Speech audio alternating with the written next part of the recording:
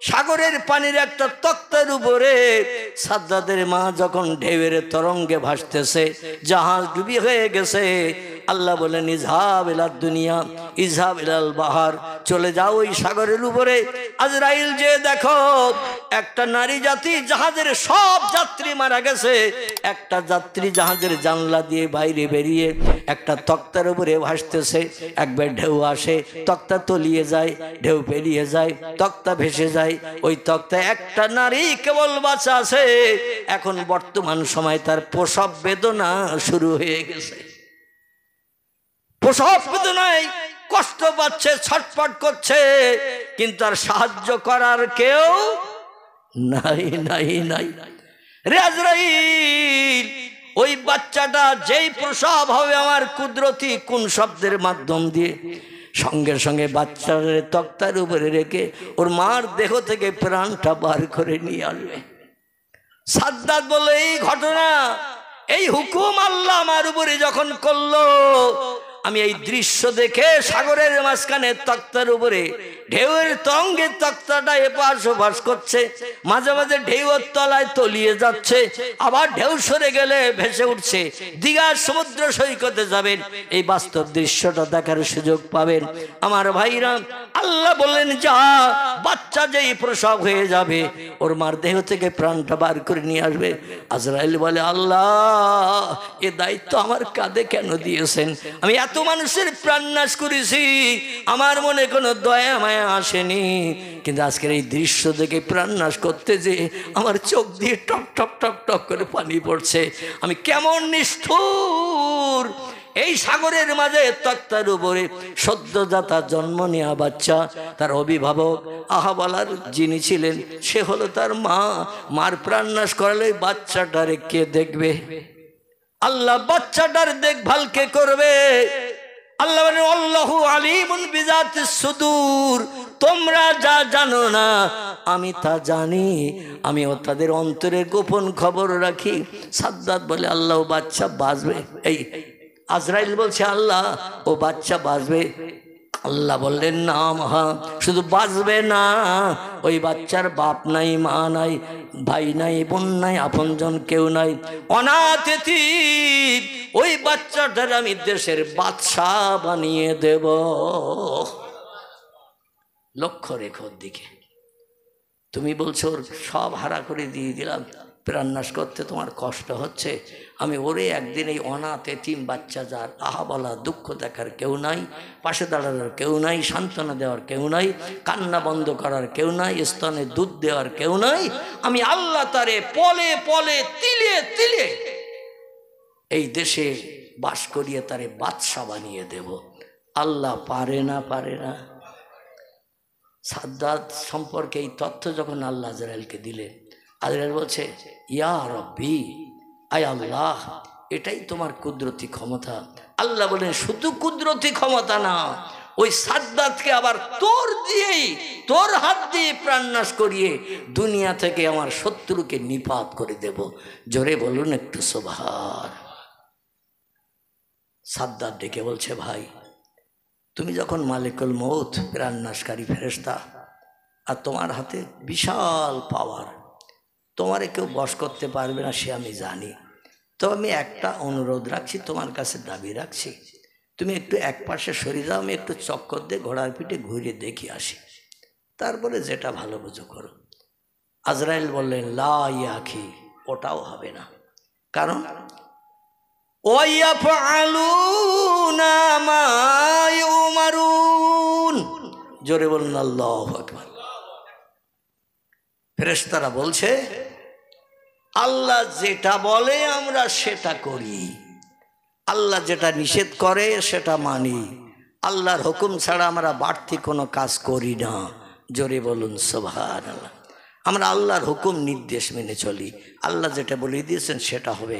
তোমার জান্নাতের ভিতরে ঘোরারও সময় দেওয়া যাবে না।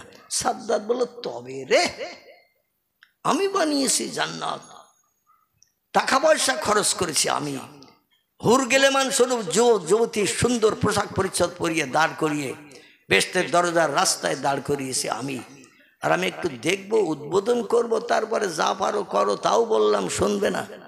ঘোড়ারে পাশায় বাড়ি লাগিয়ে বলছে, যা, সামনে দরজা আটকে দাঁড়িয়ে আছে, ওরে ফেলিয়ে ঘাড়ের উপর দিয়ে ভিতরে চলে যা। ঘোড়া, সামনে দরজা আটকে যে দাঁড়িয়ে আছে, ওর ঘাড়ের উপর দিয়ে ফেলিয়ে দবিয়ে চলে যা। আচ্ছা, ঘোড়ার পক্ষে সম্ভব? আমরা যারা চিনতে পারি না, চতুষ্পাদ জন্তু তাদের চিনতে পারে না, তারা বেশি চিনতে পারে। ঘোড়া যে চায় না, জোর করে পাশায় বাড়ি দিয়ে যেই আজরাইলকে ঠেলে ফেলি দিয়ে ভিতরে ঢোকার চিন্তা নিলেন, আজরাইল আলাইহিস সালাম শুধু একটু চাবি মোড়া দিয়ে দিলেন। যেই চাবি মোড়া দিলেন, ঘোড়ার পিঠ থেকে ঝপাত করে কুমড়ো পড়ার মতো পড়ে গেল। দেশের লোকজন, যুবক যুবতী যারা দাঁড়িয়ে দেখছিল এই দৃশ্য, বলে, সর্বনাশ, কি হলো আমাদের খোদার, দৌড়া, চল, দরজার মুখে চল। কেউ বলছে আসলে সুন্দর দৃশ্য দর্শন করে বাদশাহ খোদা সাদ্দাদা ঠিক থাকতে পারেনি। এত দর্শনে এত সুন্দর জান্নাত হবে এটা কল্পনা করে পারেনি। তাই মনে হচ্ছে বেহুশ হয়ে পড়ে গেছে। এসে পরীক্ষা নিরীক্ষা করছে। যখন কোনো মানুষ মারা গেছে কি বেশি আছে, প্রথম নম্বর সিনটা হলো নাকের কাছে হাত দিয়ে দেখবেন, নিঃশ্বাস ফেললে একটা গরম হাওয়া বার হয়। এটা মারা গেছে কি বেশি আছে পরীক্ষা করার নমুনা। 2 নম্বরের সিনটাম হলো, যে ব্যক্তি জিন্দা থাকবে ওর পেটটা একবার উঁচু হবে, একবার নিচে হবে। ঠিক বললাম না ভুল বললাম? কারণ নিঃশ্বাস টানলে পেট উঁচু হয়, নিঃশ্বাস ছাড়লে পেট নিচু হয়। যে লোকটা নিঃশ্বাস টানবে না, নিঃশ্বাস ছাড়বে না, পেট একই মডেলে থাকবে, ও আর ওঠা নামা করবে না। ওরা পরীক্ষা নিয়ে, তখন তো স্ট্যাথোস্কোপ তৈরি হয়নি, এই কানে দিয়ে যে মেশিন বুকে লাগায় না, ডাক্তারে লাগিয়ে বলছে ডেথ, তোমাদের রুগী আর বেঁচে নাই। এই মেশিনটা ধরিয়ে দেয় দেহের ভিতরে জান আছে কিনা, হার্ট সচল আছে কিনা। সেই যুগে তো এরকম মেশিন পাত্র ছিল না, তো পরীক্ষা নিরীক্ষা করা হতো। পরীক্ষায় দেখা গেল সব ফেল। লোকজন ধরাধরি করে বাইরে বার করে নিয়ে আসলো। দেখা গেল সাদ্দাদ দুনিয়ার মোহমায়া ছেড়ে চলে গেল। আল্লাহ বলছে, ইন্নাল্লাহা লা ইউহিব্বু মান কানা মুখতালান ফাকুর। অভিমানী অহংকারীর অহংকারকে আমি আল্লাহ এক বিন্দু পছন্দ করি না। আমার কেবল অহংকারের চাদর গায়ে থাকবে, এ চাদর আর কারো গায়ে মানায় না। জোরে বলুন একটু সুবহানাল্লাহ। বিদায় করে দিয়ে দিল। দুনিয়ার খোদা একটু নজরে উদ্বোধন করে দেখার সুযোগ পাইনি। জোরে বলুন একটু আমিন। আল্লাহ বলছেন, ও দুনিয়ার উচ্চ শিক্ষিত দামি দামি পণ্ডিতেরা, তোমরা শোনো, আমার কোরআনে 3টে জিনিসের তত্ত্ব পরিবেশন করলাম সূরা বাকারার শেষের দিকে, আর সময় দিলাম পশ্চিম দিকে সূর্য ওঠা পর্যন্ত। কত পর্যন্ত? পশ্চিম দিকে যতদিন সূর্য না উঠবে ততদিন পর্যন্ত তোমাদের সময় দিলাম আমার পাওয়ারের সমতুল্য হতে। যদি তোমরা আমার পাওয়ারের সমতুল্য হতে পারো, তাহলে খোদাই দাবি ভাগাভাগি করে নেব। তোমরাও খোদা, আমিও খোদা, তোমাদেরও শক্তি আমার শক্তি সেম সেম সমান। অল্প সময় দিলাম না, হয়তো সময়ে কুলাতে পারবে না, এজন্য আমি লম্বা সময় দিলাম। যতদিন দুনিয়া ধ্বংস না হবে, পশ্চিম দিকে সূর্যোদয় না হবে, পূর্ব দিকে সূর্য অস্তমিত না হবে, ততদিন পর্যন্ত সময় দিলাম। আমার কোরআনে 114টি চ্যাপ্টার সূরা অধ্যায় দিয়েছে। কোরআনে 6663টি সেন্টেন্স বা আয়াত দিয়েছে। 3,44,740টি হরফ বর্ণমালা অক্ষর দিয়ে কোরআনকে কোড অফ কমপ্লিট করেছে।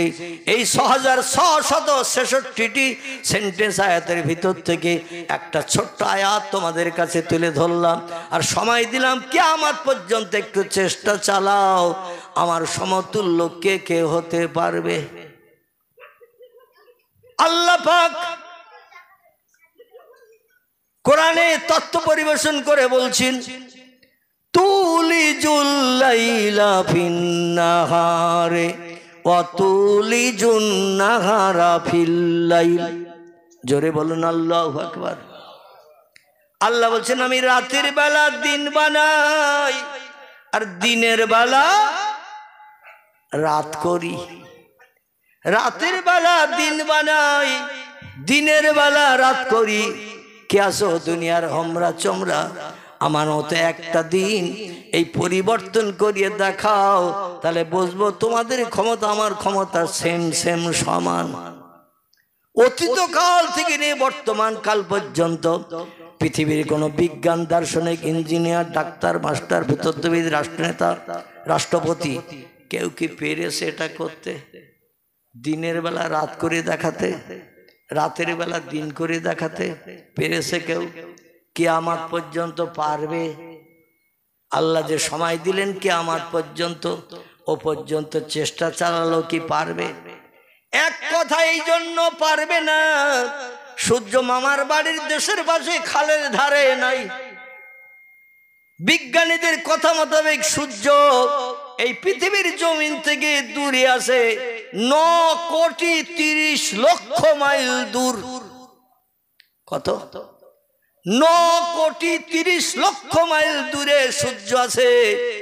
তারপর আর একটা বাধা, পয়গম্বর বলছেন মেরাজের রজনীতে আমি যেদিন আসমান পরিভ্রমণ করে আমার আল্লাহর সঙ্গে দিদার করতে গিয়েছিলাম, সেদিন এক এক করে আসমান পরিবর্তন করতে করতে চতুর্থ আসমানে যেয়ে দেখি আল্লাহ চতুর্থ আকাশের গায়ে সূর্যকে সেট করে রেখে দিয়েছে। জোরে বলা যাবে না একটু? আর একটু জোরে বলা যাবে না? সূর্য কোথায় আছে? চতুর্থ আসমানের গায়ে। নবীর কথা মিথ্যা তো নাকি? নবী বলছেন আমি কোনো ভুয়া তথ্য দিই না, যেটা দেখি সেটা বলি। জোরে বলুন সুবহানাল্লাহ। আমি বাস্তবে দেখেছি জীবনে 53 বছর বয়সে, তারপরে এই তথ্যটা পরিবেশন করেছি যাতে কিয়ামত অবধি কোনো আন্ডা বাচ্চা আমার একটা তথ্য মিথ্যা ভুল প্রমাণ করতে না পারে। আমার ভাইরা, বিজ্ঞানীরা এক কথাই তো মেনে নিয়েছে বহুদূর ফাঁকা, তার নীল মতন দেখায়, আকাশ বলতে কিচ্ছু নাই। আল্লাহ বলে পাগলের দল, কগেলাস খেয়েছিস তাই বল, একটু আকাশ পাড়ি দে, দেখ কিছু আছে কিনা। দুনিয়ায় যা আছে তার থেকে বেশি আসমান রেখেছি। জোরে বলুন একটু সুবহান। আমার ভাইরা, এখন বিজ্ঞানীরা কিয়ামত পর্যন্ত চেষ্টা চালায়, ওরা কি 4টে আসমান ভেদ করে সূর্য দেখতে যেতে পারবে?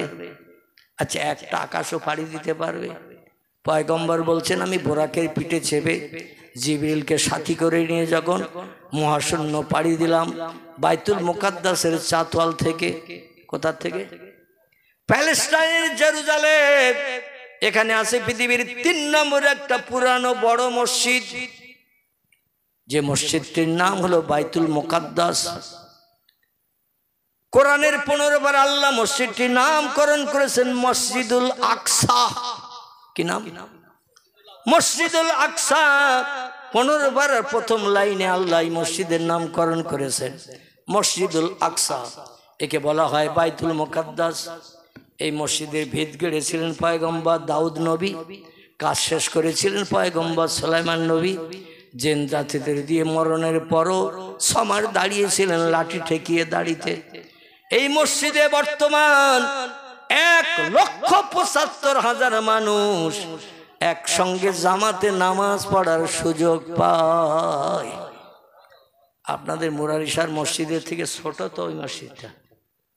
কি ছোট তো? 1,75,000 মানুষ যে মসজিদে জামাতে একসঙ্গে নামাজ পড়ার সুযোগ পায়। এই মসজিদের ভিতরে পয়গম্বর 2 রাকাত নামাজ পড়লেন। ফাজেনাল মুয়াজ্জিন সুম্মা সাল্লা রাকাতাইনি ইমামান। জোরে বলুন আল্লাহু আকবার। পয়গম্বর বলছেন রাতের বেলা যখন গেছি, যেদিকে আদম সবিল্লা থেকে ঈসা রুহুল্লাহ পর্যন্ত সব পয়গম্বর মসজিদে আকসায় হাজির। জিজ্ঞাসা করলাম তোমরা কারা, কি জন্য এসেছো? বলে আমরা মুক্তাদি হয়ে ইক্তেদা করব আপনার পিছনে, কারণ হাসরের মাঠে পাস করতে পারবো বিশ্বাস নাই, তাই ইমামের পিছনে আমরা ইক্তেদা করে আজ নামাজ পড়ে আল্লাহর কাছে আবার ফিরে যাব, বিপদের দিন যাতে তোমার হাত বরাবর সাহায্য পাই। জোরে বলুন একটু সুবহান। নবী বলছেন ফায়জানাল মুয়াজ্জিন, জিবরিল আমিন নিজেই মুয়াজ্জিন হলেন, তিনি নিজেই আজান দিলেন। কেন এত বড় জামাত আর পৃথিবীতে কোনোদিন হয় নাই। ফেরেশতা কুল এসেছে, দুনিয়ার অগণিত পুরানো পয়গম্বর এসেছে, জমজম করছে বাইতুল মুকাদ্দাস রাতের বেলা। ভোরবেলা বসিরহাটের ডকঘাটে যেমন সবজি বাজার চলে, ওই রকম শুধু হুড়ুহুড়ি চলছে। নবী বলেন আজান শেষ হয়ে গেল, আমাকে জিবরিল ঠেলে দিলেন মেহরাবের ভিতরে। আমি মুহাম্মদ রাসূলুল্লাহ 2 রাকাত নামাজ পড়িয়ে দিলাম, ডাইনে বামে সালাম ফিরিয়ে দিলাম, দিয়ে সকলকে মুক্তাদি বানিয়ে নিলাম। হাসরের মাঠে আমার মাধ্যম দিয়ে তারা যাতে সাহায্য পায়। জোরে বলুন সুবহানাল্লাহ। এবার বাইতুল মুকাদ্দাসের চাতওয়ালে বেরিয়ে বোরাকের পিঠে চেপে উদ্যোগ গগন ভ্রমণ শুরু করেছিলাম। চলতে চলতে চলতে চলতে প্রথম আকাশের দরজায় যখন গেলাম, যে দেখি দরজা লক আপ করা। এই বড় বড় বিল্ডিং এ সামনের পাঁচিলের দরজায় দরওয়ান থাকে না? থাকে না? যে কোনো মানুষ ঢুকতে পারবে, অনুমতি নিতে হবে মালিকের, ঠিক কি না? কিংবা তার অনুমতির প্রমাণপত্র দেখাতে হবে। ফেরেশতারা বলছেন মান আনতা মা ইসমুকা, কে আপনি, আপনার পরিচয় দিন। দরজা খুলতে বলছেন। উনি বলছেন আনা রুহুল আমিন, আমি হলাম আল্লাহর ফেরেশতাদের ভিতরে সেরা, সব থেকে বেশি ইবাদত করার সুযোগ পেয়েছি আমি। জোরে বলুন সুবহানাল্লাহ। বলে মা হালুকা মাকবার কি আকি, কি খবর? বলছে আজ আমার সঙ্গে একজন মেহমান এসেছে, তাড়াতাড়ি করে দরজা খোলো। দরওয়ানরা বলছে মেহমানকে নাম বলো। যে কোনো লোকের নাম বললে দরজা খোলা হবে না? না না, মেহমানকে নাম বলো।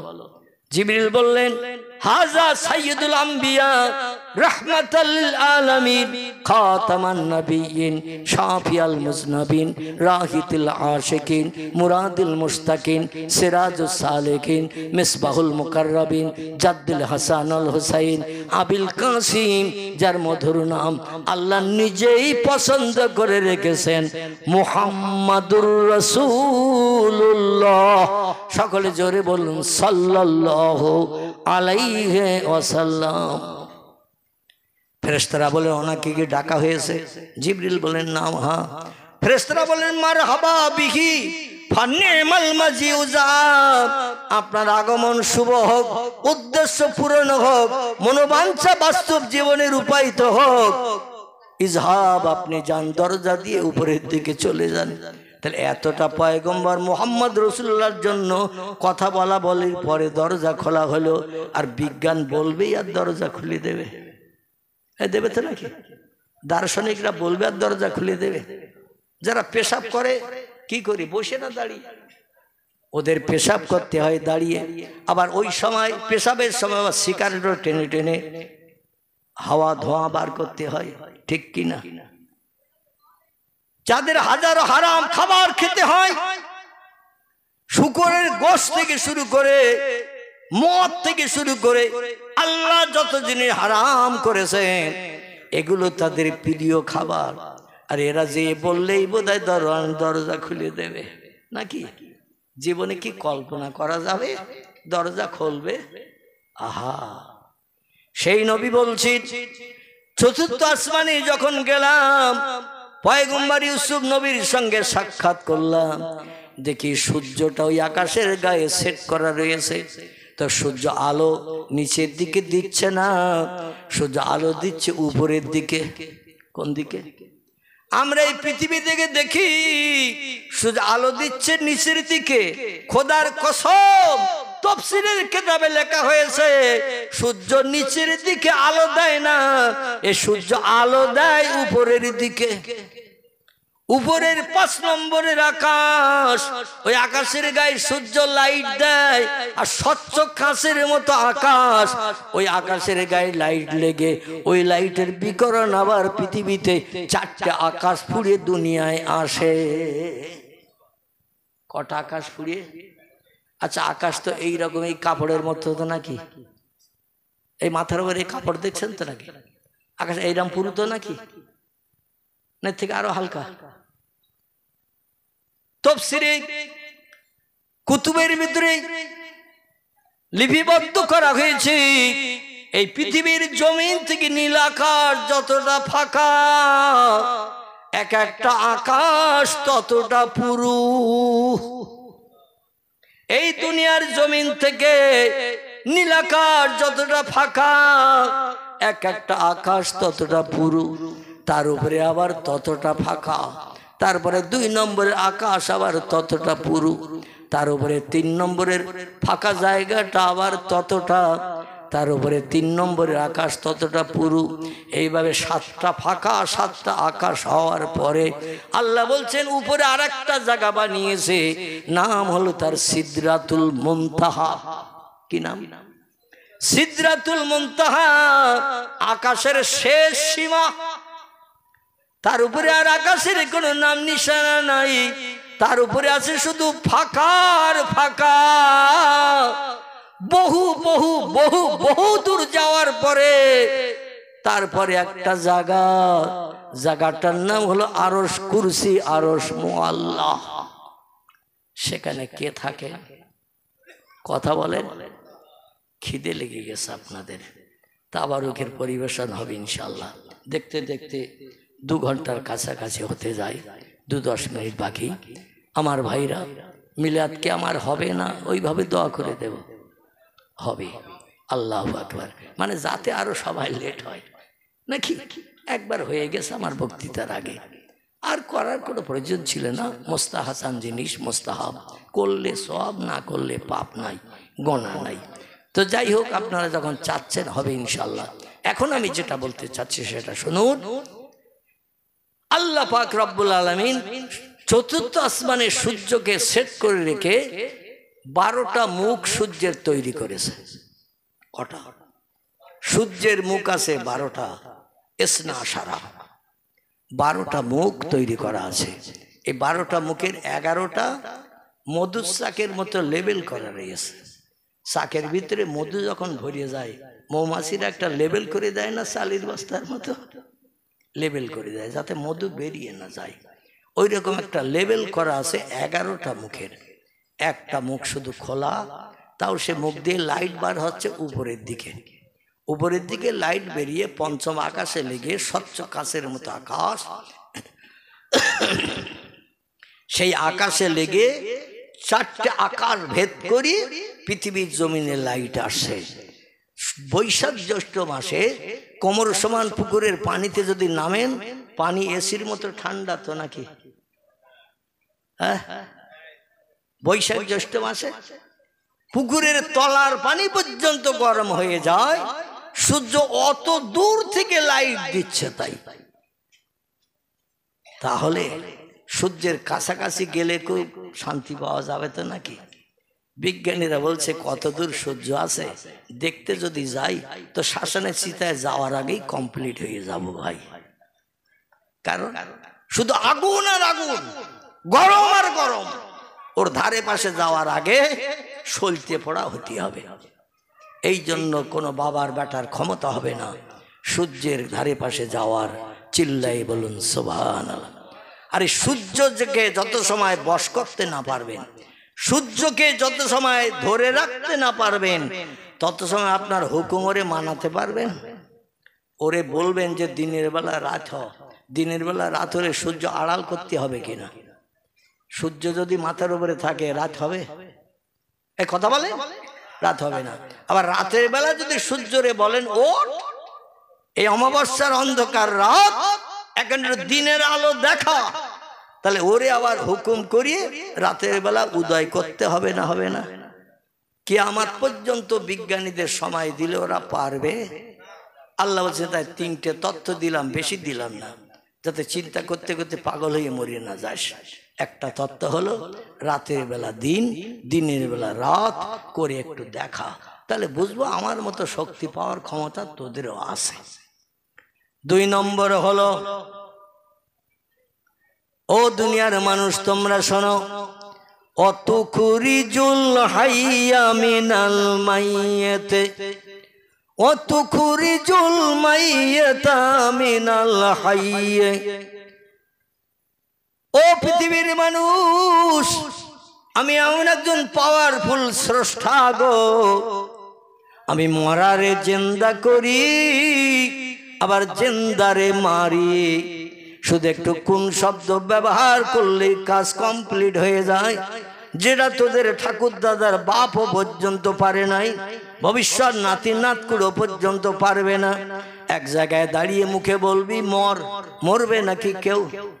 আবার কোন মরা মানুষকে দেখে যদি বলি জিন্দা হয়ে উঠে দাঁড়া, দাঁড়াবে নাকি কেউ? পারবে কারা?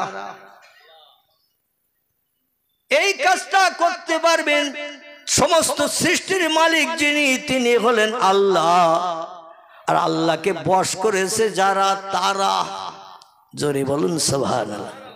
বুঝতে পারছেন কোথায় এনেছি? এই কাজটি করতে পারবেন তিনি, যিনি হলেন সব সৃষ্টির মালিক, তিনি হলেন আল্লাহ সুবহানাহু ওয়া তাআলা। আর একটি দলের মানুষ এই কাজটি করতে পারবেন যারা আল্লাহকে বশ করে নিয়েছে।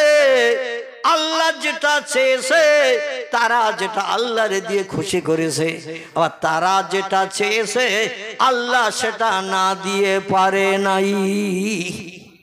জোরে বলুন একটু সুবহানাল্লাহ। ছোট্ট একটা তথ্য দেই, কোরআনের তাফসীরের ভিতরে লিপিবদ্ধ হয়েছে। একদিন মুসা নবী আল্লাহর সঙ্গে কথা বলতে তুর পাহাড়ে গেছে। কোথায়? খুব সংক্ষেপ করে বলে, তুর পাহাড়ে গেছে। কোহে তুর। তুর পাহাড়ে যাওয়ার পরে আল্লাহর সঙ্গে কথাবার্তা হচ্ছে। আল্লাহ বললেন, মুসা তুমি যদি প্রভু হও আর আমি যদি মুসা হই, এ মুসা তুমি যদি আল্লাহ হও আর আমি যদি তোমার জায়গায় মুসা হই, কিংবা তুমি মুসা আমি আল্লাহ, তুমি আমার কাছে মনে শখ মিটাতে কি দাবি করবে বলো তো দেখি। মুসা বললে, আল্লাহ আমি ও প্রশ্নটায় যাব না, বরং আপনি যদি মুসা হন আর আমি যদি আল্লাহ হই, আপনি আমার কাছে কি চাইবেন তাই বলেন। আমার কত কিছু চাওয়ার আছে, কত কিছু আশা আকাঙ্ক্ষা আছে, বলতে বলতে হয়তো রাত পোহাইয়ে যাবে। কারণ জীবনে শখ শান্তি, জীবনে আলাপ আলোচনা করে চাইতে কি শেষ হবে? চাইলে পাবো, তাহলে চাইতে কি শেষ হবে? কত রকম মনে আসবে চাওয়া, চাইলেই পাওয়া যাবে। মুসা বললেন, আমার কথাটা এখন বলবো না, তবে আপনি যদি মুসা হন আর আমি যদি আল্লাহ হই, আপনি মুসা হয়ে আমি আল্লাহ, আমার কাছে কি চাইবেন বলুন তো দেখি। আল্লাহ ডেকে বলছেন, মুসা তুমি যদি আল্লাহ হও আর আমি যদি মুসা হই, তোমার কাছে একটা দাবি করব আমি, বেশি না। সেই দাবিটি হলো, আমি চাইবো তোমার কাছে সুস্বাস্থ্য কামনা করতে। সুস্বাস্থ্য চাইব, রোগ বেমারি চাইব না, অস্বস্তি চাইব না, অশান্তি চাইব না, সুস্থ জীবন নিয়ে আমি বেঁচে থাকতে চাইব। কারণ সুস্থ জীবন যাদের, পৃথিবীতে কোনো অভাব তাদের নাই।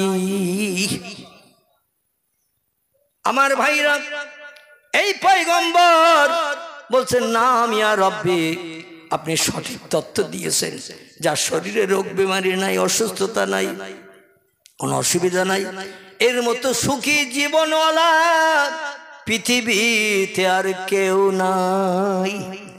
এই জন্য ইংরেজিতে একটা প্রবাদ আছে, বাংলায় তথ্য আছে, স্বাস্থ্যই সম্পদ। স্বাস্থ্যই সম্পদ। সুস্বাস্থ্য মানুষের জীবনে অনেক উত্তম, উন্নত।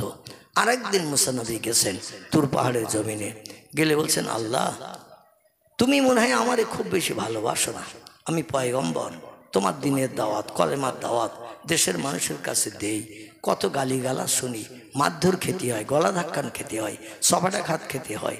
আল্লাহ কাঁদতে কাঁদতে বাড়ি ফিরি, আবার ধৈর্য ধারণ করে কলেমার দাওয়াত দিতে যাই, কিন্তু আমি যেন মনে মনে ধারণা করি তুমি আমারে খুব বেশি ভালোবাসো না। আল্লাহ বলছেন, মুসা তোমার তথ্যটা সঠিক না, তুমি আমার জালালি কদরের পয়গম্বর, অবশ্যই তোমারে আমি ভালোবাসি, তবে শোনো মুসা, তোমার যেমন ভালোবাসি আমি আর একটা দলের মানুষেরা তেমন ভালোবাসি। জোরে বলুন সুবহানাল্লাহ। মুসা বলছেন, মা হাজা, কারা তারা? আল্লাহ, কারা তারা? আল্লাহ বলছেন, তারা হলো আমার বন্ধুর দল, ওলিয়া উলিয়ার দল, তারা ফকিরও হতে পারে, মিসকিনও হতে পারে, এতিম গরিব হতে পারে, যারা আমি আল্লাহ ছাড়ার কিছু চেনে না, আমি তাদের পয়গম্বরদের মতো ভালোবাসি। জোরে বলুন সুবহানাল্লাহ। শুধু তাই নয়, বরং পয়গম্বরদের থেকেও আমি মাঝে মধ্যে ওলিদের আরো বেশি ভালোবাসি। মুসা শুনে মন গরম হয়ে গেল। পৃথিবীতে সব থেকে দামি মানুষের নাম হলো পয়গম্বর। আর ফকির ফাকরা রাস্তাঘাটে ঘুরে বেড়ায়, ভিক্ষুক, আল্লাহর ইবাদত বন্দি ঘোষণা করে, রাস্তাঘাটে চলে, সুবহানাল্লাহ আলহামদুলিল্লাহ পড়ে, তাসবিহ তাহলিল পাঠ করে, আল্লাহ নবীদের থেকেও বেশি ভালোবাসে। মুসা বলছেন, আল্লাহ এ তত্ত্ব দিলে আমার মগজে আমি মিলাতে পারবো না, একটু বাস্তব প্রমাণ আমার দেখাতে হবে, তাহলে মগজ সাফ হয়ে যাবে ইনশাআল্লাহ। আল্লাহ বলেন, মুসা তাহলে তুমি দেখবে না শুনবে? মুসা বললেন, গল্প শুনে যতটা খুশি হওয়া না যায়, চোখে দেখলে তার থেকে বেশি আনন্দ উপভোগ করা যায়। আল্লাহ বলেন, মুসা ইযহাবিল আল বাইত, তুর পাহাড় থেকে তোমার ঘরে ফিরে যাও, ঘরে ফিরে যে একটা কাজ করে এসো, তাহলে আমি বাস্তব প্রমাণ তোমার চোখে আঙুল দিয়ে দেখিয়ে দেব, আমি ওলিয়া উলিয়াদের পয়গম্বরদের থেকেও মাঝে মাঝে ভালোবাসি বেশি। জোরে বলুন সুবহানাল্লাহ।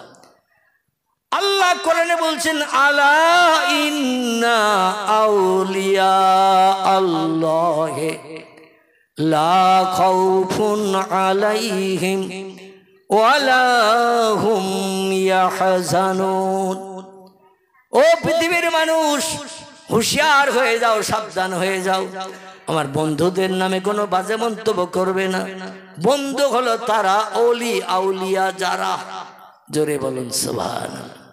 আর ওদের সম্পর্কে কোনো বাজে মন্তব্য করবে না, ওদের সম্পর্কে কোনো বাজে কথা বলবে না, কারণ আমি আল্লাহ, তারা আমার বন্ধু, আমি তাদের বন্ধু। লা খাউফুন আলাইহিম, বিপদে মুসিবতে তাদের কোনো ভয় নাই, ওয়ালা হুম ইয়াহজানুন, রাতের বেলা ঘুম কামাই করে কোনো সমস্যার সমাধানের জন্য চিন্তা করার দরকার নাই। আমি আল্লাহ তাদের মুখে সব সময় হাসি ফুটাই, কারণ আমি যেটা চাই তারা সেটা আমারে দেয়। এই জন্য তারা যেটা চায় আমি আল্লাহ না দিয়ে পারি না। মুসা বলছেন, বাস্তবে দেখান, নবীর থেকে ওলিদের দাম বেশি, মর্যাদা বেশি, একটু বাস্তবে দেখান। আল্লাহ বলেন, তাহলে বাড়ি যা। মুসা বলছেন, আল্লাহ বাড়ি যাচ্ছি তো কি করব? আল্লাহ বলছেন, তুমি একটা পেয়ালা নিয়ে তোমার এলাকায়, মিশরের দেশে যে এলাকায় বাস করো, ওই এলাকায় যে লোকজনকে বলবে, আমি আল্লাহর সঙ্গে তুর পাহাড়ে কথা বলতে গিয়েছিলাম, আল্লাহ বান্দার কাছ থেকে একটা তোহফা চেয়েছে, গিফট চেয়েছে। এই এলাকার মানুষ আল্লাহরে খুশি করার জন্য, আল্লাহর জান্নাত হালাল বানানোর জন্য এই গিফটটা কি, তোহফাটা কি একটু দেয়া যাবে? নিশ্চয়ই দেশের মানুষ আল্লাহ চেয়েছে, না দিয়ে পারবে না। তো বলছে, আল্লাহ কি চাইব? আল্লাহ বলেন, তুমি যে দেশের মানুষকে বলবে বান্দার দেহের ভিতরে যে জায়গাটা সব থেকে দামি, উত্তম, সেই জায়গা থেকে এক পেয়ালা গোশত কেটে আনতে। কি কেটে আনতে? এক পেয়ালা গোশত, দেহের যে জায়গাটা তার খুব পছন্দনীয়, তার খুব প্রিয়, সেই জায়গা থেকে এক পেয়ালা গোশত কেটে নিয়ে আমার কাছে তুর পাহাড়ে আসবে, তাহলে আমি তোমার চোখে আঙুল দিয়ে দেখিয়ে দিয়ে দেবো, পয়গম্বরের থেকে ওলিদেরও আমি মাঝে মাঝে বেশি ভালোবাসি। জোরে বলুন সুবহানাল্লাহ। মুসা বলছেন, এই কাজ, এ তো আমি খুব তাড়াতাড়ি কালেকশন করে নিয়ে আবার এই তুর পাহাড়ে হয়তো দিনের ভিতরেও ঢুকে যাবো ইনশাল্লাহ। আল্লাহ বলেন, ইযহাব, যাও, চলে যাও। সংক্ষেপ কথা, মুসা নবী বাড়ি ফিরলেন, কাপড় চোপড় ছাড়লেন, স্বাভাবিক পোশাক পরিধান করলেন, বিবির কাছ থেকে একটা বাটি নিলেন, তরকারি বাটি মনে করুন, কিংবা গোশের বাটি, একটা কাপ মতো, পেয়ালা মতো নিলেন, আর একটা ধারালো ছুরি নিলেন, নিয়ে পাড়ায় ঢুকে বলছেন, ও পাড়া প্রতিবাসীরা, ও দেশবাসীরা, আজকের আল্লাহর সঙ্গে তুর পাহাড়ে মাথায় দাঁড়িয়ে দাঁড়িয়ে গল্প গুজব করলাম, শেষে আল্লাহ আমাদের ঈমান পরীক্ষার জন্য, আল্লাহ আমাদের কেমন প্রিয় আর আমরা আল্লাহর কেমন প্রিয় যাচাই করার জন্য দেহের সব থেকে প্রিয় পছন্দনীয় জায়গা, ওখান থেকে এক পেয়ালা গোশত আল্লাহ কেটে দিতে বলেছেন, কে দেবে বলো? সবাই চিন্তা ভাবনা করছে, দেহের থেকে গোশত কেটে দেওয়া জীবন্ত অবস্থায় এ কি কোনো মানুষের পক্ষে সম্ভব হবে? আমাদের মাঝে মধ্যে কাটাকুটি হয়, অপারেশন হয়, তবে ইনজেকশন করি, বেহুশ করি, ঠিক কি না? আচ্ছা, হুশ থাকা অবস্থায় কারো পায়ের থেকে, বুকের থেকে, গলার থেকে যদি মাংস কাটে, ও চুপ করে থাকবে? ও বাপরে গেছি করবে কিনা, মারে গেছি করবে কিনা, ডাক্তারের এক লাঠি মেরে কলিজা গরম করে দেবে কিনা? বলে আমার গায়ে মাংস কাটতেছ, জ্বালা আমার করতেছ, তোমার করতেছ না। এই জন্য দেশের মানুষ কেউ গোশত দিতে চাইল না। আল্লাহ বলেন, গোশ না নিয়ে যেন তুর পাহাড়ে আসবে না, গোশ নিয়ে আসতে হবে। মুসা বলে, আল্লাহর সঙ্গে দিদার না করলে, দেখা না করলে, কথা না বললে আমার কলিজা ভেজে না, এ কি জ্বালাই পড়লাম, গোশ কেউ দেয় না, তুর পাহাড়ে যেতেও পারি না। একদিন, দুদিন, 3 দিন রাস্তায় ঘুরতে ঘুরতে সময় পেরিয়ে গেল। মুসা নবী হতাশ হয়ে গেলেন। মনে করছিলাম সহজ ব্যাপার, কিন্তু এখন দেখছি দুরূহ কঠিন, কেউ তো গোশ দিতে চায় না। মুসা নবী মুখ কালো করে দুশ্চিন্তাগ্রস্ত হয়ে জঙ্গলি রাস্তা দিয়ে যাচ্ছেন। হঠাৎ করে একটা ফকির রাস্তার ধারে বসে লোটা কম্বলটা কাছে রেখে, ভিক্ষার থলি টলি কাছে, লোটা কম্বল কাছে রেখে আল্লাহর নামের জপ জিকির করছেন, তাসবিহ পাঠ করছেন, সুবহানাল্লাহ বলছেন, আলহামদুলিল্লাহ বলছেন, লা ইলাহা ইল্লাল্লাহ জপ জিকির করছেন। মুসা বলে, এই ফকিরের ধরিয়ে মেরে যে কোনো প্রকারে এক পেয়ালা কেটে নিয়ে যাব, যাতে আল্লাহর সঙ্গে দেখা করার সুযোগ হয়। এছাড়া এলাকার বুদ্ধিবাদী, যুক্তিবাদী, স্বাস্থ্যবাদ মানুষ, তারা তো কেউ দিল না। এখন ঘটনা হলো, ওই মুসা নবীর দেশে একজন বিধবা বুড়ি মেয়ে ছেলে বাস করতেন পাহাড়ি এলাকায়। বুড়ি এবং তার স্বামী দুইজন বসবাস করছে। দেখতে দেখতে বয়স 80 বছর হয়ে গেছে। কত বছর? 80 বছর বয়স হয়ে গেছে। স্বামী স্ত্রীর মিলনে একটাও বাচ্চা হয়নি। জীবন যৌবনের ক্ষুধা নিবৃত্তি হলো নারী পুরুষের, কিন্তু যার মাধ্যম দিয়ে সন্তান হয় একটাও বাচ্চা হয়নি। আচ্ছা, যাদের বাচ্চা নাই, অপরের বাচ্চা কোলে দেখলে ওদের মনটা আনন্দ হয়? অপরের বাচ্চা যদি তাদের কোলে দেখে আর যাদের বাচ্চা নাই, ওদের মনে আনন্দ হয়? ওদের মনটা তুষের আগুনে জ্বলে। আমার একটা ওই রকম বাচ্চা যদি আল্লাহ দিত, কোলে করে নিয়ে চুমা খেতাম, লজেস গালে দিতাম, কত আদর যত্ন করতাম। যাদের বাচ্চা নাই তারা জানে এই সন্তান হারা নারীদের বুকের ব্যথার যন্ত্রণা কত। এখন বুড়ি আর তার স্বামী দুইজন বলল, দেখতে দেখতে 80 কোটা পেরিয়ে গেছে আমাদের বয়স, বাচ্চা তো হলো না, ভবিষ্যতে আমরা মারা যাব, আমাদের এই ঘর বাড়ি জায়গা জমির মালিক কে হবে? তো বলে, আমরা তো ডাক্তার কবিরাজ দেখালাম, ওষুধপত্র খেলাম, হাকিম বৈদ্য দেখালাম, এখন আল্লাহ সন্তান দেয়নি, তাই হয়নি, কি করা যাবে? বলে, এক কাজ করলে হয় না? স্ত্রী স্বামীকে বলছে। বলে, এক কাজ করলে হয় না? বলে, কি? বলে, আমাদের এই বাড়ির সামনে দিয়ে অহরহ মুসা তুর পাহাড়ে যায়, অহরহ তুর পাহাড়ে যায়, আবার আল্লাহর সঙ্গে কথাবার্তা বলে সমস্যা সমাধান করে মুসা আমাদের এই বাড়ির সামনে দিয়ে আবার ঘরে ফিরে যায়। মুসার একদিন ধরলি হয় না? কেন? বাস্তব তথ্য পাবো। মুসা সরাসরি টেলিফোন করবে আল্লাহর কাছে, আর আল্লাহ উত্তর দেবে, আর সঙ্গে সঙ্গে উত্তর পাবো ভবিষ্যতে মরণের আগে আমাদের বাচ্চা হবে কিনা। বলে, সাদ্দাক্তা ইয়া যাও জাতি, সত্যি তোর মগজে মাল আছে, তোর মগজে মাল আছে। এই চিন্তা তো আমাদের কারো মনে এতদিন পর্যন্ত আসেনি। কখন আসে মুসা লক্ষ্য রাখবে।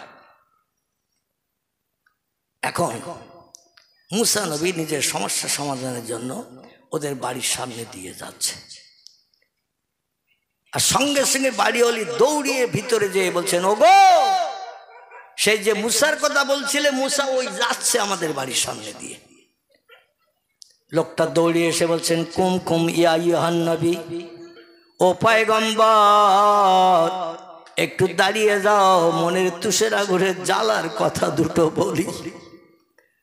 মুসা নবী বলছেন, মাহালুকে মাকবারুকিয়া শাইখানি, ও বুড়িমা কি জন্য দাঁড়াতে বললেন? আমি তো বড় ব্যস্ত। তুর পাহাড় কাছাকাছি না, আমরা বাস করি মিশরের দেশে। তুর পাহাড়টা আছে মাদানের দেশে। কোন দেশে? তুর পাহাড় আছে মাদানের দেশে, আমরা বাস করি মিশরের দেশে। এক দেশ থেকে পাড়ি দিয়ে আর এক দেশে যেতে হবে, সেই দেশে যাওয়ার পাহাড়ের মাথায় ঠেলে উঠতে হবে।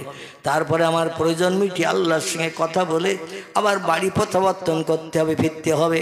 তাড়াতাড়ি বলো বুড়িমা, কি ঘটনা ঘটেছে? বুড়ি বলছে, বাবা সংসার যাপন চলছে 50-55 বছর ধরে। বিয়ের আগে আমাদের 20-25 বছর কাল পেরিয়ে গেছে। বর্তমানে 80 কোটার উপরে স্বামী স্ত্রী আমাদের দুইজনের বয়স।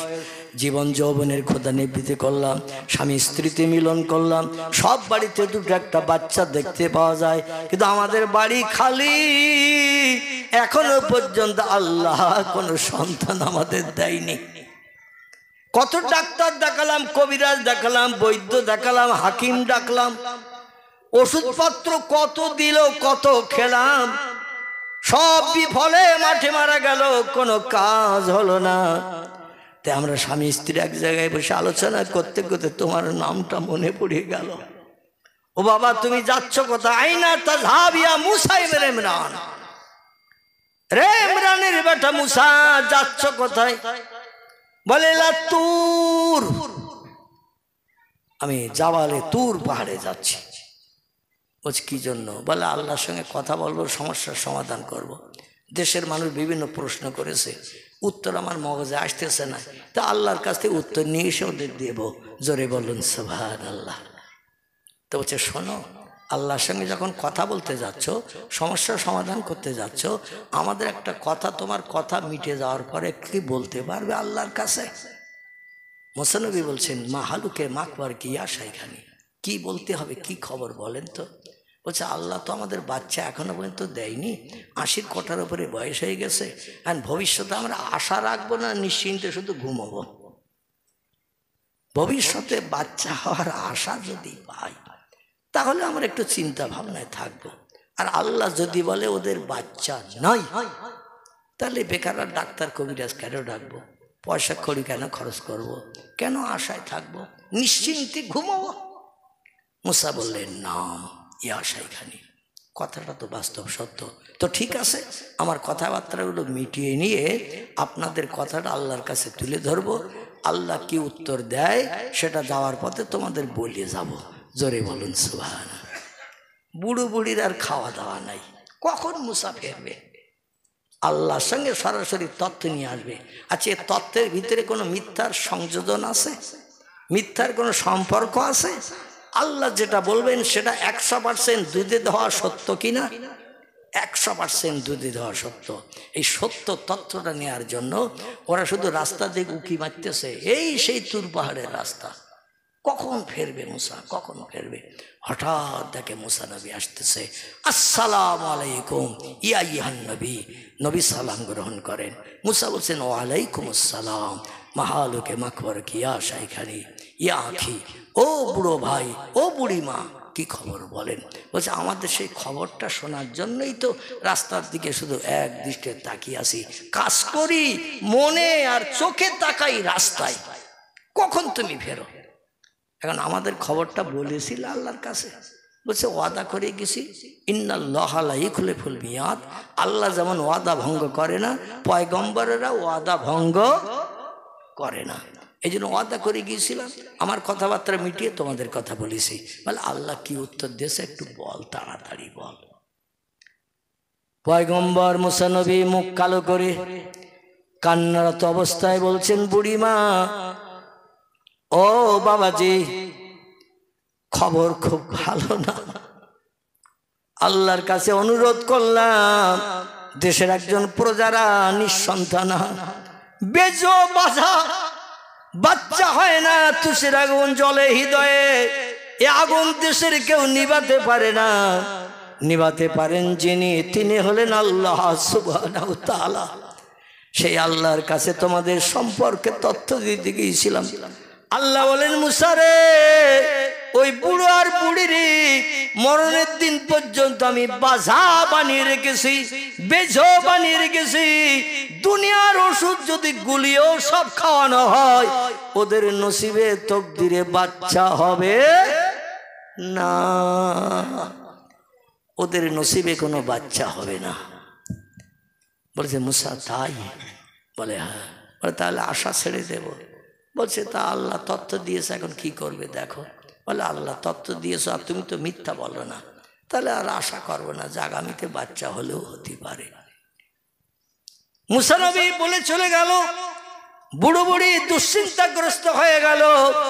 হঠাৎ 2-4 দিন যেতে না যেতে এক ফকির সাহেব, হাতে একটা থলি, এক হাতে একটা লাঠি, রাস্তায় আশপাশে পাড়ায় যেমন ঘোরে, ঘুরতে ঘুরতে আসছে আর বলছে যে একটা রুটি দেবে, আল্লাহ তার একটা বাচ্চা দেবে।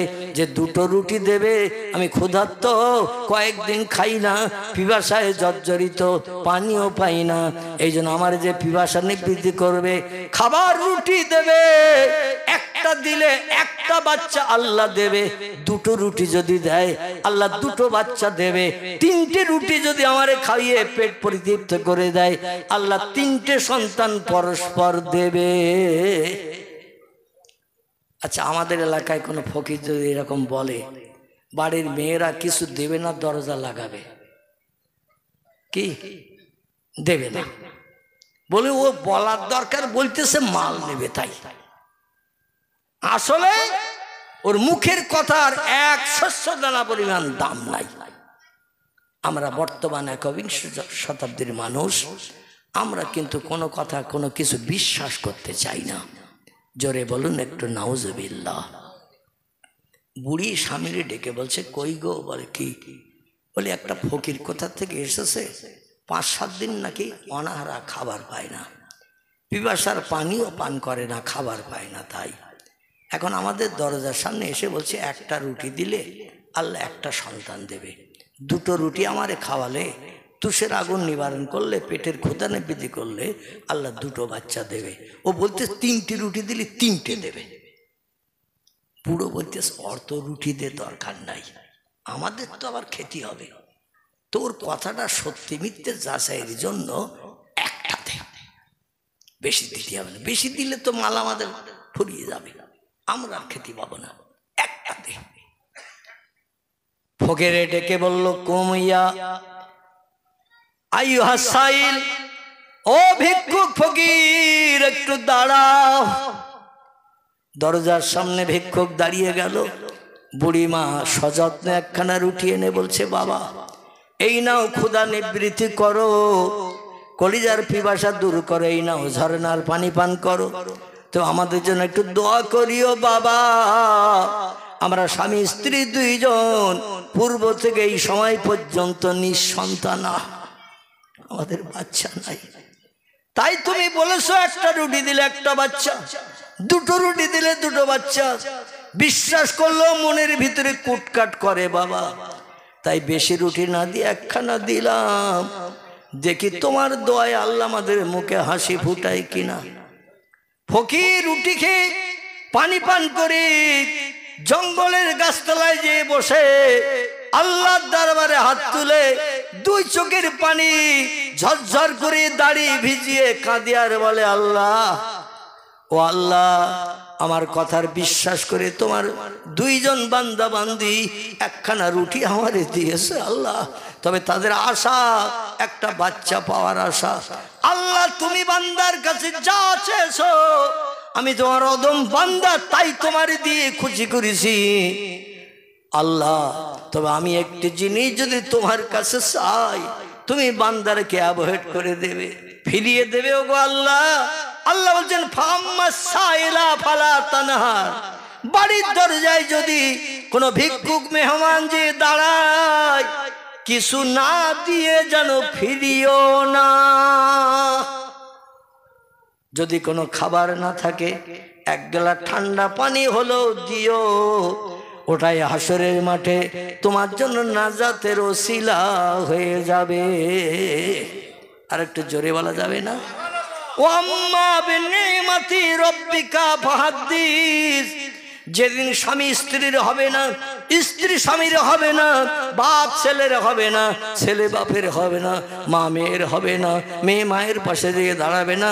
আল্লাহর কোরআন বলছে ভিক্ষুক সাইলকে যদি, এতিমকে, ক্ষুধার্তকে যদি খাবার খাইয়ে মুখে হাসি ফুটাতে পারো, এক গ্লাস ঠান্ডা পানি পান করিয়ে পিপাসা নিবৃত্তি করাতে পারো, হাসরের মাঠ 50,000 বছর লম্বা দিন, সূর্যের রৌদ্রে পৃথিবীর মাটি যেদিন টকবক টকবক করে ফুটিতে থাকবে, সেদিন আল্লাহর জান্নাতি নেমাত তোমার জন্য বরাদ্দ করা হবে। ভিক্ষুক ফকির বলে, আল্লাহ তুমি চোখের পানি বড় ভালোবাসো, চোখের পানি বড় পছন্দ করো। আমি ক্ষুধার তাড়না যন্ত্রণা সহ্য করতে না পেরে আমি ওই বাড়ির দরজার সামনে বলেছিলাম, একটা রুটি দিলে একটা বাচ্চা পাবে, দুটো রুটি দিলে দুটো বাচ্চা পাবে। আর ওদের যে বাচ্চা নাই তাও আমি জানি না। আল্লাহ আমার কথার উপরে বিশ্বাস করে, তোমার উপরে ভরসা করে একখানা রুটি আমারে খাইয়েছে, পিপাসার পানি পান করিয়েছে। আল্লাহ তুমি তো কোরআনে জানিয়েছো, ফালিয়াদহাকু কালিলাও ওয়ালিয়াবকু কাসীরা। চিল্লায়ে বলুন আল্লাহু আকবার, আর একটু জোরে বলুন আল্লাহু আকবার। আল্লাহ বলছেন পৃথিবীতে দুটো কাজ একটু কম বেশি করে করো। কটা? দুটো কাজ একটু কম বেশি করে করো। একটি কাজ হলো ফালিয়াদহাকু কালিলা, হাসি তামাশা একটু কম কম কম কম করে করো। আর 2 নম্বরের কাজটি হলো ওয়ালিয়াবকু কাসীরা, চোখের পানি আমার কাছে একটু বেশি বেশি করে ফেলিও, কারণ কান্না আমি আল্লাহ বড় পছন্দ করি। পয়গম্বর হাদিস শরীফে জানিয়েছেন, দুনিয়া হলো কান্নার জায়গা, হাসির জায়গা হলো আল্লাহর জান্নাত। জোরে বলুন একটু সুবহানাল্লাহ। হাসির জায়গা কোথায়? জান্নাত, যেখানে দুঃখ নাই, ব্যথা নাই, অভাব নাই, রোগ নাই, শোক নাই, জ্বালা নাই, যন্ত্রণা নাই, কোনো অস্বস্তি অসুবিধা নাই। জান্নাত হলো চির সুখের আবাসস্থল। দুনিয়ায় একটু কাঁদো, জান্নাতে হাসতে পারবে কোটি কোটি বছর ধরে। জোরে বলুন একটু সুবহান। তা পৃথিবীতে কাঁদতে হবে। আমাদের চোখে পানি আছে তো এখন? আছে। মা মরে গেলে কাঁদি, বাপ মরে গেলে কাঁদি, বউ মারা গেলে স্বামী কাঁদে, স্বামী মারা গেলে স্ত্রী কাঁদে, বাপ মা মারা গেলে বাচ্চারা কাঁদে। আমার ভাইরা 2-1 ঘন্টার জন্য কান্না, তারপরে দেখবেন যারাই কাঁদছিল 2 ঘন্টা আগে, তারে আবার আনন্দের গল্পের হাসির ফোয়ারা ছুটিয়েছে। মরা বাড়ি যাইয়ে একটু পরীক্ষা করে দেখবেন, 5টা মেয়ে যদি এক জায়গায় বসে, লাশ কবরে যাওয়া পর্যন্ত একটু ফোপাবে, আর যেই লাশ কবরে দিয়ে আসবে সঙ্গে সঙ্গে এইবার আকাশ ছোঁয়া গল্প। মনে হবে না যে ওদের বাড়ি ঘন্টা দিয়ে আগে মানুষ মারা গিয়েছিল, বারান্দায় ছিল। দুনিয়ার শুধু হাসি আর হাসি, গল্প আর গল্প চলবে। নবী বলছেন হাসলে আল্লাহ পাক আয়ুষ্কাল কম করে দেয়, বেশি বেশি হাসলে আমার আল্লাহ স্মরণ শক্তি কম করে দেয়। এই জন্য তোমরা হাসি তামাশা কম করবে, যাতে আল্লাহ পাক তোমাদের উপরে রাজি হয়ে যায়। ভিক্ষুক কাঁদে আর বলে, আল্লাহ ওদের একটা সন্তান তুমি দিও। আল্লাহ বলছেন কেঁদে কেঁদে আমার কাছে দোয়া করিস, আর আমি কি করে তোর দোয়া ফেলি? আমি যেটা চাই তোরা সেটা আমারে দিস, আর তোরা যেটা চাইবি আমি দেব না, তাহলে তো বন্ধুত্ব থাকবে না, বন্ধুত্ব থাকবে না। 1 বছর যেতে না যেতে ওই বুড়ির আল্লাহ একটা বাচ্চা দিয়েছে। জোরে বলা যাবে না একটু? নারায়ে তাকবীর। স্বামী স্ত্রীর বলছে কি হলো? স্ত্রী স্বামীরে বলছে তাই তো, পয়গম্বর মুসা নবী বলল বাচ্চা হবে না, আর ফকিরের 1 কান রুটি দিয়ে 1 বছরের ভিতরে একটা বাচ্চা। আগে যদি জানতাম আমরা 3 সাল না খেয়ে 3 তিরিকে 9টা রুটি ওরে দিয়ে দিতাম, কিন্তু সে ফকিরের তো আর পাওয়া যাবে না। আবার আসবে কিনা কবে, যদি আসে সেদিন চিন্তা ভাবনা আলাদা নেব। এখন হঠাৎ বাচ্চা হওয়ার পরে মুসা নবী ওদের বাড়ির সামনে দিয়ে চলে যাচ্ছে তুর পাহাড়ে। কোথায়? প্রয়োজন মিটাতে যায়। সমস্যার সমাধান করতে যায়, প্রশ্নের উত্তর নিতে যায়, যেগুলো মুসার মগজে কোলায় না সেগুলো। আর মুসা নবী যেই যাচ্ছে, বাড়িওয়ালা এবং বুড়িমা দুইজনে বলছে, কুম ইয়া মুসা ইবনে ইমরান, এ মিশরের অধিবাসী ইমরানের বেটা মুসা, দাঁড়াও। মুসা বলছে, ভাব তো ভালো না, মেজাজ গরমের কথা, আবার দাঁড়াতে বলছে, যেতে নিষেধ করছে, কি হয়েছে তা কি জানি। মুসা নবী নত জানু হয়ে পয়গম্বর তো মনটা নরম, তাই মুসার মনটা ছিল একটু গরম। তার কারণ হলো মুসা নবী বাল্যকালে আগুনের পেয়ালা থেকে আগুন নিয়ে গালের ভিতরে ঢুকিয়ে দিয়েছিল, জিভ পুড়িয়ে গিয়েছিল। জিভ পোড়ার কারণে কথা বলতে গেলে বেঁধে যেত। আর তোতলা যারা হয় ওদের দেখবেন তাড়াতাড়ি খপ করে রাগ বেড়ে যায়, তোতলা লোক খপ করে রেগে যায়। মুসা নবী একটু তোতলা মানুষ ছিলেন, রাগান্বিত মেজাজ ছিল, খপ করে রেগে যেত। এক কিব্বতী ফেরাউনের দলের লোকেরে এক ঘুষি মেরেছে, পিছনে চিৎপটাং হয়ে পড়ে গেছে। মুসা বলছে, এ ভাই, তোমার উপকারের জন্য ঘুষি মারলাম, তো লোকটা তার নড়ে চড়ে না, দেখো তো কি হয়েছে। লোকটা পরীক্ষা নিরীক্ষা করে বলছে, হুজুর পটল তুলেছে। কি করেছে? পটল তুলেছে। মুসা নবী বলছেন, আল্লাহ, হাসরের মাঠে উম্মতের চিন্তা ভাবনা নিয়ে একটু দাবি করব, চিন্তা ভাবনা করেছিলাম, কিন্তু যে অঘটন আমি ঘটিয়ে ফেলেছি, এক কিব্বতীকে আমি এক ঘুষি মেরে মার্ডার করে দিয়েছি, তাই তোমার সামনে আমি হাসরের মাঠে যাব না। কারণ আমি যদি আমার উম্মতের উপকারের জন্য কথা বলতে যাই আর ক্যাট করে আমার হাত ধরে যদি বলো, এই মানুষ মার্ডার করেছিলি কেন বল, সর্বনাশ হয়ে যাবে, বিপদে পড়ে যাব। এই জন্য সব নবী যাই যাক, আমি যাব না। জোরে বলুন সুবহান। মুসা বলছেন, মা হালুকে মাকবার কে ইয়া শাইখানি, ও বুড়িমা, ইয়া ইহা শাইখ, ও বৃদ্ধ বাবাজি, কি ঘটনা ঘটেছে তাই দাঁড়াতে বললেন। বলে, তুমি আল্লাহর পয়গম্বর না? বলে, নাম, হ্যাঁ। আল্লাহ ওহি পাঠিয়েছেন জিবরিল, আসমানি কেতাব পাঠিয়েছেন তৌরিত, এরপরও বিশ্বাস করো না? বলে, আমরা তো বিশ্বাস করি তুমি পয়গম্বর, আসমানি কেতাবওয়ালা, কিন্তু তোমার কথাবার্তা তো ভালো না। কিরাম ভালো না? তুমি যে মিথ্যা কথা বলো, আজকের বাস্তবতার প্রমাণ পেলাম। মুসা বলে, হায় রে, আমি মিথ্যা কথা বলি? বলছে, হ্যাঁ। বলে, কিরাম মিথ্যা বললাম? বলে, একটু ঘরের দিকে এসো। কি করো? ঘরের দিকে এসো। মুসা বলে, আবার ঘরে নিয়ে পিটানি দেবে নাকি? ঘরে ডেকে নিয়ে বাচ্চা দেখাচ্ছে। তুমি বলেছিলে না আমাদের নসলে বাচ্চা নেই, আল্লাহ বাচ্চা দেবে না, এই দেখো, তুমি বলি চলে গেলে, আর এই দেখো আল্লাহ আমাদের বাচ্চা দেশে। মুসা বলে, আল্লাহর কথা তো মিথ্যা হয় না, আল্লাহর কথা মিথ্যা হয় না। তাহলে আল্লাহ বললেন একরকম আর কাজ করলেন আর একরকম, এ কি জ্বালাই পড়লাম। বলছে, একটু অপেক্ষা করো, আমি তুর পাহাড় থেকে ঘুরিয়ে আসি, দেখি আল্লাহ কি সমাধান দেয়। মুসা তুর পাহাড়ে যেয়ে প্রথম বলছে, বুড়িমার বাচ্চা দিলে কেন?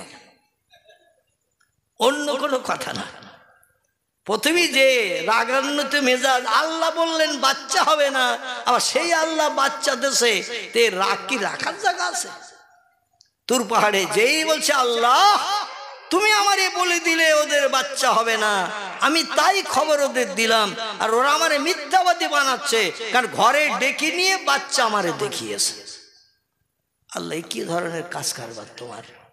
আল্লাহ বলছে, মুসা, ব্যাপারটা তুমি তো বুঝবে না, আসলে এর ভিতরে কিছু গুড়ো রহস্য আছে। মুসা নবী বলে, গুড়ো রহস্যটা অবশ্য বুঝবো না, কেন বাচ্চা দিলে বলো? আল্লাহ বলছেন, তুমি দেখবে না শুনবে? মুসা বলছে, গল্প শোনার থেকে চোখই দেখা ভালো। আল্লাহ বলছেন, তাহলে যাও, বাড়ি যাও, এক পেয়ালা গোশত আনো। পূর্বে বলছিলাম না, এক পেয়ালা গোশত আনো। আর পাড়ার দেশের লোক কেউ গোশত দিল না। 3-4 দিন ঘোরাঘুরির পরে ওই জঙ্গলি রাস্তা দিয়ে যাচ্ছে, দুশ্চিন্তাগ্রস্ত হয়ে, হঠাৎ সেই ফকির বসে বসে তসবিহ পড়ছে, সুবহানাল্লাহ, আলহামদুলিল্লাহ, লা ইলাহা ইল্লাল্লাহ জিকির করছে। মুসা বলছে, এই একটা ফকির জঙ্গলের পাশে পেয়েছি, আশেপাশে লোকজন নাই, গায়েও শক্তি আমার কম নাই, কোনো জায়গায় তো গোশত পেলাম না, তুর পাহাড়ে যেতেও পাচ্ছি না, যদি জোর করে ধরি কেটে নিতে হয়, ছুরি তো আমার কাছে আছে, ও চিল্লা চিল্লি যা করে করুক, এক পেলা গোশত আজকের এর থেকে না নিয়ে আমি যাব না। কারণ কেউ যদি দোষ ধরে বলবো আল্লাহ চেয়েছে তাই আমি কেটেছি, আল্লাহ না চাইলে কাটতাম না। দোষ যদি হয় আল্লাহর দোষ। এইরকম একটা চিন্তা ভাবনা নিয়ে মুসানবী সালাম করলেন, আসসালামু আলাইকুম। ওয়ালাইকুম সালাম। মান্নান তামাইসমুকা, কে তুমি, তোমার পরিচয় কি বাবা? উনি বলছেন আনা মুসা কালিমুল্লাহ, আমি হলাম আল্লাহর পয়গম্বর মুসা। বলছে আইনা তাজহাব ইয়া আখি, তুমি এই জঙ্গলি রাস্তা দিয়ে পাহাড়ের ধার দিয়ে কোথায় যাচ্ছ? বলছে ভাই এক চরম বিপদের মাঝখানে পড়েছি, তাই বাধ্য হয়ে এই জঙ্গলি রাস্তা দিয়ে পাহাড়ের কিনারে দিয়ে যাচ্ছি। বলে কি হয়েছে বাবা? বলছে আল্লাহ এক পেয়ালা গোশত চেয়েছে, আর 3-4 দিন ধরে সারা পাড়ায় দেশে ঘুরে বেড়াচ্ছি, কেউ এক টুকরোও দিল না, আর গোশত না নিয়েও আমার তুর পাহাড়ে যাওয়া হবে না। খুব দুশ্চিন্তার মাঝখানে আছি। ফকির বলছে ওলা তাহজান ওলা তাখাও ইয়া মুসা ইবনে ইমরান, কোনো ভয় নেই, কোনো চিন্তা নেই, ইনশাআল্লাহ তোমার দাবি পূরণ করব, তুর পাহাড়ে যাওয়ার লাইন ক্লিয়ার করে দেব। জোরে বলা যাবে না?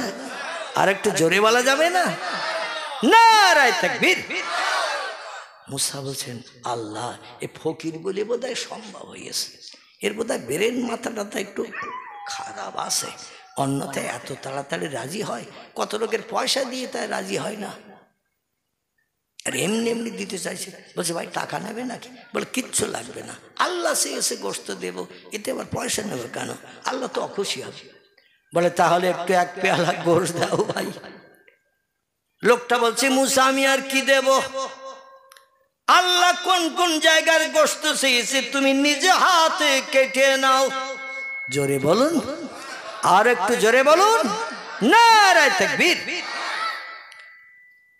হাতের থেকে, পায়ের থেকে, উরুর থেকে, পিঠের থেকে, বিভিন্ন জায়গা থেকে একটু একটু কেটেছে, এক পেয়ালা ভর্তি হয়ে গেছে। ভিক্ষুক ফকির ডেকে বলছে মুসা পেয়ালা খালি। মুসা বলছে লা ইয়া শাইখ, না পেয়ালা খালি না, পেয়ালা ভর্তি হয়ে গেছে। ফকির বলছে আমার দেহের আর কোন কোন জায়গা বাকি? বলে দেহের এখনো অনেক জায়গা বাকি আছে কাটতে।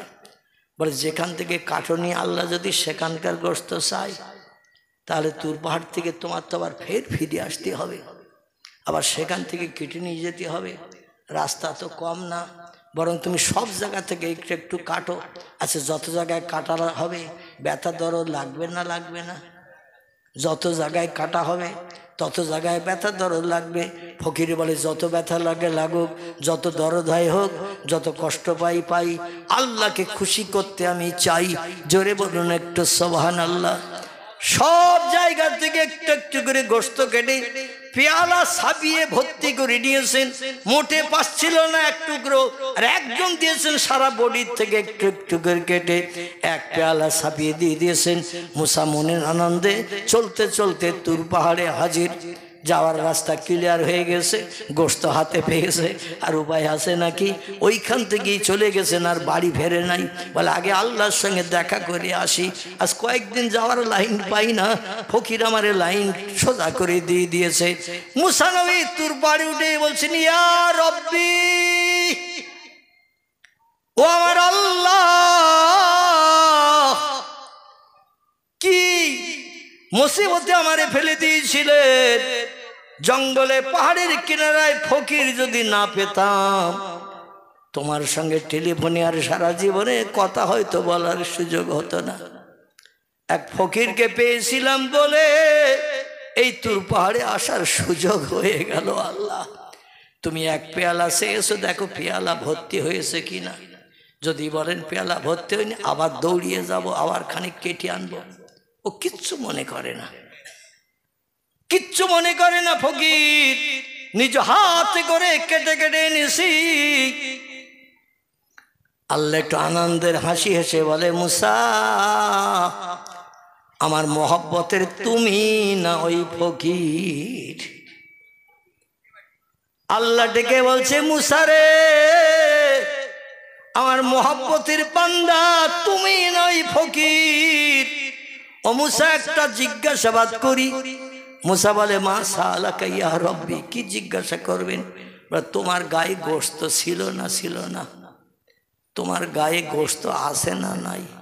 মুসা বলছে, আল্লাহ আমি তো যুবক, আমার সারা দেহ গোশত ভরা। আল্লাহ বলছেন, তুমি সারা দুনিয়ায় ঘুরে ঘুরে কেন বেরিয়েছো? তুমি আমারে ভালোবাসো, মহব্বত করো, যেটা চাও সেটা দেই। আর আমি আল্লাহ এক পেয়ালা গোশত চাইলাম, তুমি সারা দেশে ঘুরে ঘুরে 3-4 দিন সময় না নিয়ে এক পেয়ালা গায়ে থেকে কেটে আনলে তো দিনের দিন পরের দিন তোমার সঙ্গে আমার দেখা হতো। মুসা বলছে, আল্লাহ জ্বালা যন্ত্রণা হবে, ব্যথা হবে, দগদগে ঘা হবে, এই জন্য আমার বড়ির থেকে কাটেনি, দেখলাম অন্য কেউ দেয় কিনা। আল্লাহ বলছেন, দেশে কেউ? বলে এক ফকির দেশে। আল্লাহ বলছেন, তাই তোমার দাবি কবুল হয়নি, ফকিরের দাবি কবুল হয়ে গেছে। জোরে বলুন সুবহান।